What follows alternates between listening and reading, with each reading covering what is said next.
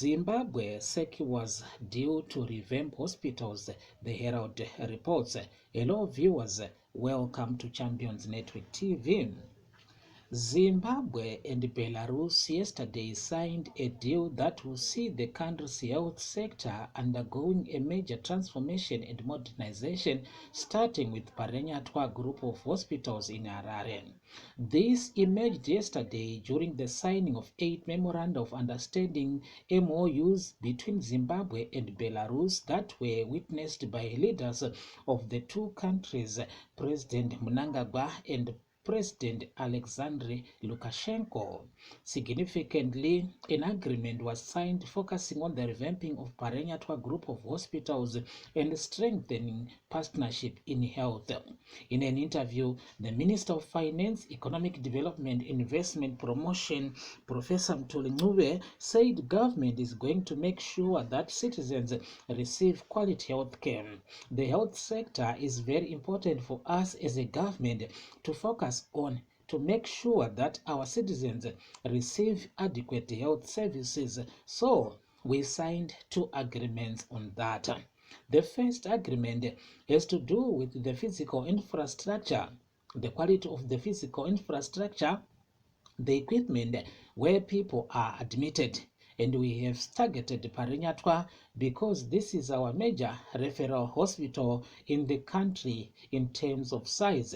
So here we want to upgrade Parenyatwa Hospital, different aspects of it, the quality of the areas for outpatients, for example, ambulatory services, the pediatric unit, the maternity side. All that is important about that hospital will be targeted in this upgrade.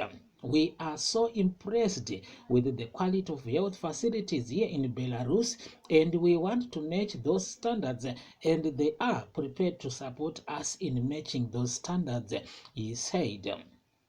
Apart from that, Professor Ncube said there is also a need to improve the quality of the equipment in the country's hospitals to meet world standards. The second agreement has to do with the acquisition of pharmaceuticals, the drugs, and so forth. We want to make sure that we have adequate drugs and all the key drugs, and we will be sourcing some of the drugs here. It won't be the only source of drugs globally, but we like Belarus to be one of the sources because they have got every good drugs. They are affordable, and we signed an agreement to that effect, he said. The minister said from Parenyatwa, the upgrading of health facilities will trickle down to every provincial and district hospitals. The program will cascade right across the country, targeting mainly the referral hospitals and upgrading those to make sure that we have quality infrastructure supporting our people. Asked to give time frames with which the health sector will be revitalized to meet global standards, Professor Ncube said they will move with speed in terms of implementation of the signed agreements and acquisition of equipment. In fact, we will move faster is actually the acquisition of drugs and pharmaceuticals, because it's a matter of placing an order initially, but the second phase has to do with the production of pharmaceuticals locally within Zimbabwe. We are exploring a joint venture agreement so that we can produce not just for Zimbabwe, but for the whole region in the area of pharmaceuticals. But for drug acquisition, that is with immediate effect. We have to move with speed. Of course, infrastructure development at Parenyatwa, that always takes time, so that's more intermediate. But again, we want to move as fast as possible. On his part, the Minister of Information, Publicity and Broadcasting Services, Dr. Jennifer Muswere, said the Memorandum of Understanding MOU on cooperation in the field of information and press seeks to finalize the digitalization and the transition from analog to digital. In terms of Vision 2030, we have got one of the most important pillars, which is the engagement and re-engagement pillar, which primarily focuses on the management of our international relations, but not only in terms of political science and international relations, but of great importance is the fact that our visit to Minsk, Belarus, is to deepen our economic, technical, and bilateral cooperation in the sphere of international relations.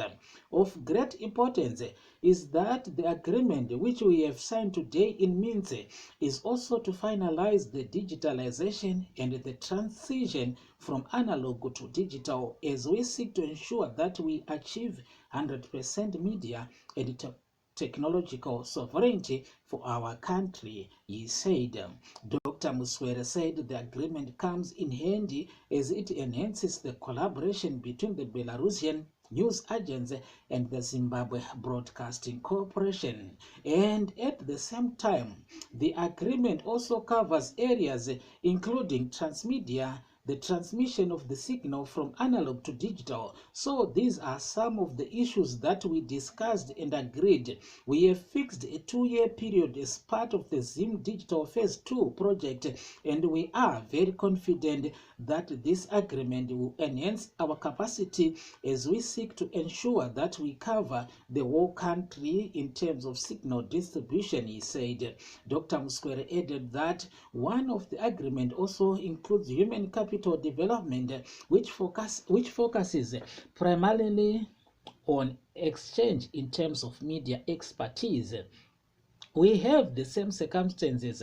Both countries have been sanctioned. Both countries have been affected by social media imperialism, which affects the sovereignty of nations in terms of data and digital sovereignty in the context of Zimbabwe as a country. So all of this is well catered for in terms of the new agreement, which is going to enhance the architecture in terms of the media and broadcasting sector in Zimbabwe, he said. Some of the agreements signed also include waste management, which is part of Vision 2030.